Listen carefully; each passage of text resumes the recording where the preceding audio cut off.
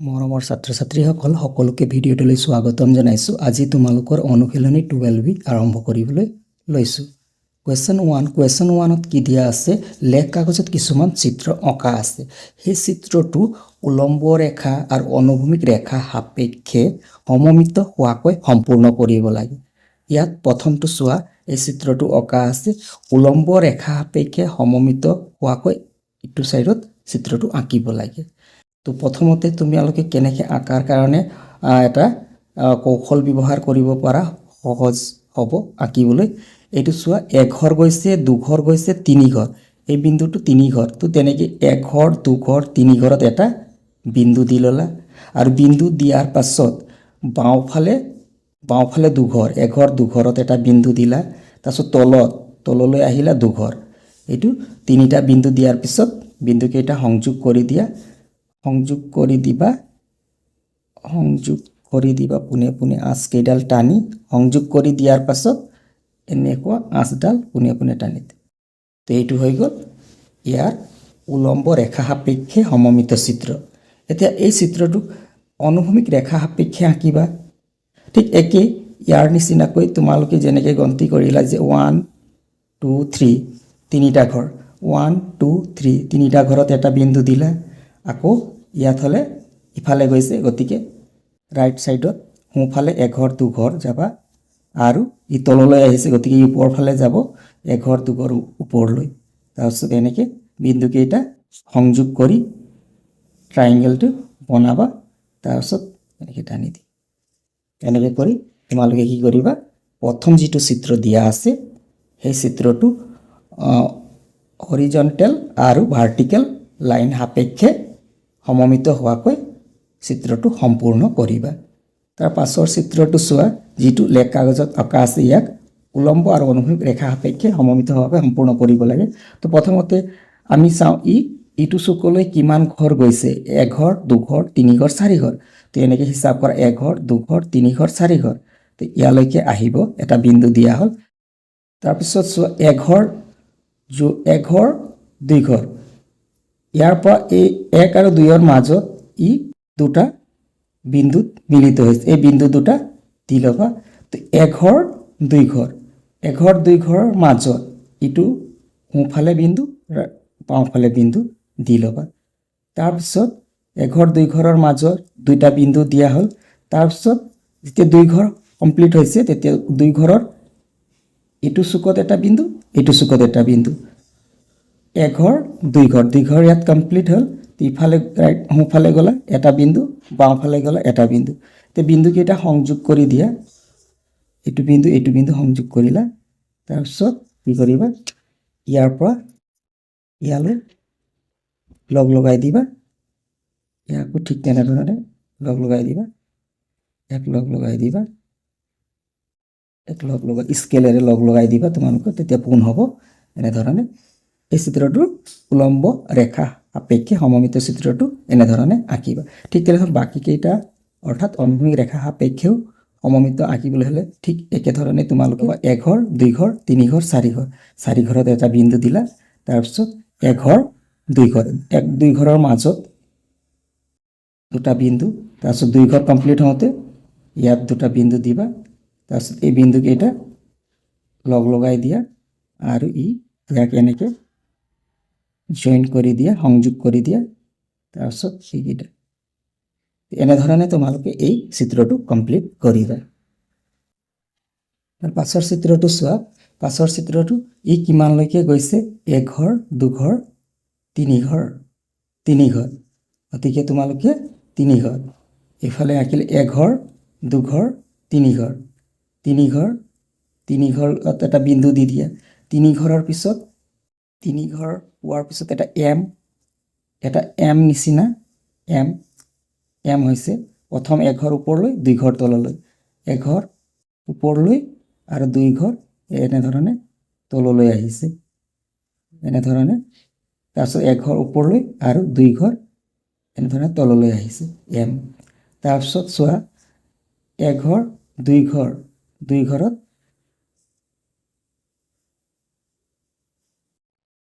দি দিলে এঘৰ দুই ঘৰত ইয়াৰ পৰা আকৌ কি হ'ল এম ওপৰলৈ গ'ল এবাৰ আকৌ তললৈ এবাৰ আহিলে ওপৰলৈ তললৈ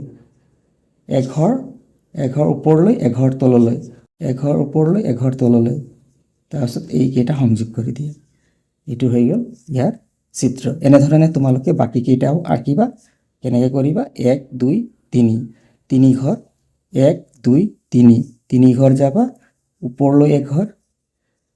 তাৰপিছত এঘৰ দুই ঘৰ তললৈ এঘৰ দুই ঘৰ তললৈ তাৰপিছত নেক্সট এটা ঘৰ এৰি ওপৰলৈ এঘৰ তললৈ এঘৰ ওপৰলৈ এঘৰ তললৈ এঘৰ এইকেইটা সংযোগ কৰি আঁচডাল পোনে পোনে এনেকৈ টানি দিলে গতিকে এনেধৰণে এই চিত্ৰটো সম্পূৰ্ণ কৰিবা তাৰ পাছৰ চিত্ৰটো চোৱা তাৰ পাছৰ চিত্ৰটো একেই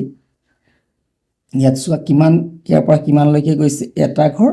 দুটা ঘৰ তো ইয়াতো ঠিক তেনেধৰণে চোৱা এটা ঘৰ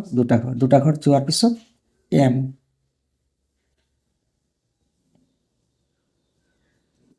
এনেকৈ বনালা তাৰপিছত ইয়াক কমপ্লিট ইয়ালৈকে লৈ আনা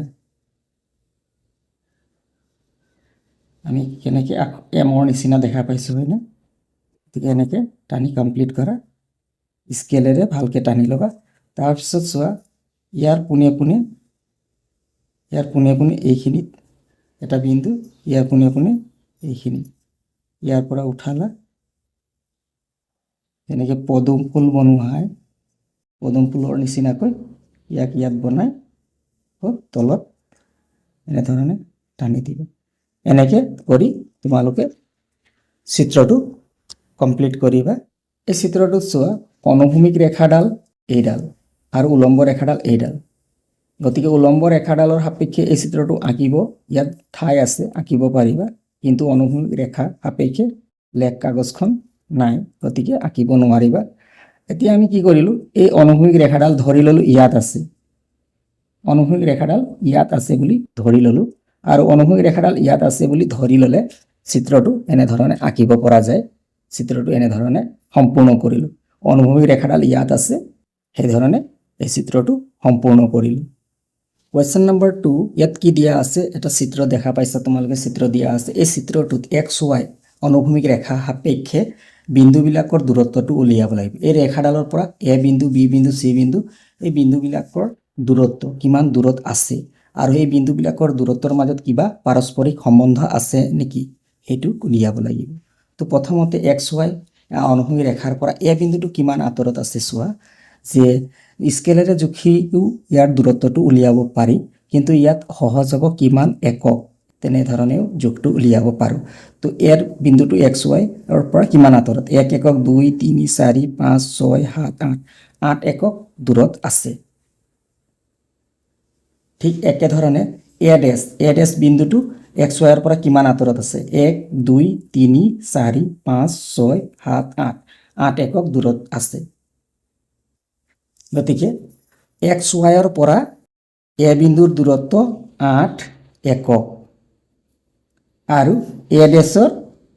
কিমান দূৰত আছে 8 একক দূৰত আছে তাৰপিছত চোৱা বি বিন্দুটো এক্স ৱাইৰ পৰা 1 2 3 4 4 একক 1 2 3 4 বি বিন্দুটো এক্স ৱাইৰ পৰা 4 একক দূৰত আছে বি ডেছটো 4 একক দূৰত আছে ঠিক একেধৰণে বাকী বিন্দুকেইটাও চি ডি ই এফ বিন্দুকেইটা আৰু চি ডেছ ডি ডেছ ই ডেছ এফ ডেছৰ দূৰত্বকেইটা লিখা হ'ল তো ইয়াত দেখা গৈছে যে এ যিমান আঁতৰত আছে বা যিমান দূৰত আছে এ ডেছটো সেই দূৰত আছে 8 একক বাকী বিন্দুকেইটাও ডি বিন্দু যেনে 4 একক আঁতৰত আছে এক্স ৱাইৰ পৰা ঠিক একেধৰণে ডি ডেছো 4 একক আঁতৰত আছে গতিকে বিন্দুবোৰৰ মাজত দূৰত্বৰ মাজত এটা পাৰস্পৰিক সম্বন্ধ আছে আৰু সম্বন্ধটো হৈছে A dash A is equal to A dash B is equal to B dash C is equal to C dash and so' on গতিকে বাকীবিলাকো তেনেকুৱা সমান আছে কুৱেশ্যন নম্বৰ 2 চিত্ৰটো গঠন কৰা বিভিন্ন ৰেখাখণ্ডবোৰৰ দিশ উলিওৱা দিশসমূহৰ পাৰস্পৰিক সম্পৰ্ক থাকিলে উল্লেখ কৰিবা এতিয়া কুৱেশ্যন 2 চিত্ৰটোত যিটো চিত্ৰ দিয়া আছে এই চিত্ৰটোত বিভিন্ন ৰেখাখণ্ডবোৰৰ দিশ উলিয়াব লাগিব আৰু দিশবোৰৰ মাজত কিবা পাৰস্পৰিক সম্বন্ধ আছে নেকি সেইটো উলিয়াব লাগিব তো দিশ ৰেখাখণ্ড এ বি কিমান দীঘল আছে চোৱা এ বি স্কেলেৰে জুখিলে পাবা 2.5 সেন্টিমিটাৰ এ বি স্কেলেৰে জুখিলে কিমান 2.5 সেন্টিমিটাৰ ঠিক একেধৰণে এ ডেছ আৰু বি ডেছ জুখিলে স্কেলেৰে জুখিলে কিমান পোৱা যায় স্কেলেৰে জুখিলে কিমান পোৱা যায় 2.5 সেন্টিমিটাৰ ঠিক তেনেধৰণে বি চি কিমান দি আছে বি চি 3.5 সেন্টিমিটাৰ স্কেলেৰে জুখিলে কিমান পাবা 3.5 সেন্টিমিটাৰ ঠিক একেধৰণে বি ডেছ চি ডেছো জুখিলে 3.5 সেন্টিমিটাৰ পোৱা যায় এনেধৰণে ৰেখাখণ্ডবোৰৰ দিশসমূহ জুখি লিখা হ'ল আৰু লিখাৰ পাছত এটা সম্পৰ্ক দেখা পোৱা গৈছে যে ইয়াত দিশসমূহৰ এটা সম্পৰ্ক আছে পাৰস্পৰিক সম্পৰ্ক আছে আৰু সম্পৰ্কটো হ'ল A B is equal to A dash B dash B C is equal to B dash C dash A C equal to A dash C dash and so on এনে আৰু বাকীবিলাকো তেনেকুৱা এই বাহুৰ লগত এই ৰেখাখণ্ডৰ লগত এইটো ৰেখাখণ্ডৰ লগত ৰেখাখণ্ডৰ জোখটো সমান আছে কুৱেশ্যন নম্বৰ 3 চিত্ৰটো গঠন কৰা ওচৰা ওচৰি ৰেখাখণ্ডবোৰৰ মধ্যৱৰ্তী কোণবোৰ কোণমান যন্ত্ৰৰ সহায়ত জুখি উলিওৱা আৰু কোণসমূহৰ পাৰস্পৰিক সম্পৰ্ক থাকিলে উল্লেখ কৰিবলৈ হৈছে কি কৈছে ওচৰা ওচৰি থকা দুটা বাহুৰ মাজৰ কোণবিলাক কিমান ডিগ্ৰী আছে কোণমান যন্ত্ৰ লৈ জুখি পেলাই লিখিবলৈ কোৱা হৈছে যে কোণবিলাকৰ জোখসমূহ কিমান আছে ইয়াত এ বি চি কোণমান যন্ত্ৰৰ সহায়ত জুখি পেলাই মই আগত লিখি থৈছো এ বি চিৰ কোণটোৰ জোখ কিমান আছে 45 ডিগ্ৰী তো এ বি চি কিমান 45 ডিগ্ৰী ঠিক একেধৰণে এ ডেছ বি ডেছ চি ডেছ এই কোণটো জোখা হ'ল এই কোণটো জুখিও কোণমান যন্ত্ৰৰ সহায়ত জোখা হ'ল জোখাৰ পাছত কিমান পোৱা গ'ল 45 ডিগ্ৰী পোৱা গ'ল তো A dash B dash C dash 45 degree তাৰপিছত চোৱা এ চি কোণটো কিমান চি কোণ 45 এ কোণটো 90 ডিগ্ৰী আৰু ইয়াতো জোখা হ'ল চি কোণ 45 কোণটো পোৱা যাব 45 ডিগ্ৰী এ কোণটো 90 ডিগ্ৰী এ ডেছ এই কোণটো 90 ডিগ্ৰী জুখি পেলাই পোৱা গৈছে তেনেধৰণৰ বাকী যিমান কোণ আছে কোণবিলাকৰ জোখসমূহ জুখি বাকী কোণকেইটাও ইয়াত লিখা হৈছে যে কোনটো কোণ কিমান ডিগ্ৰী আছে তো কোণকেইটা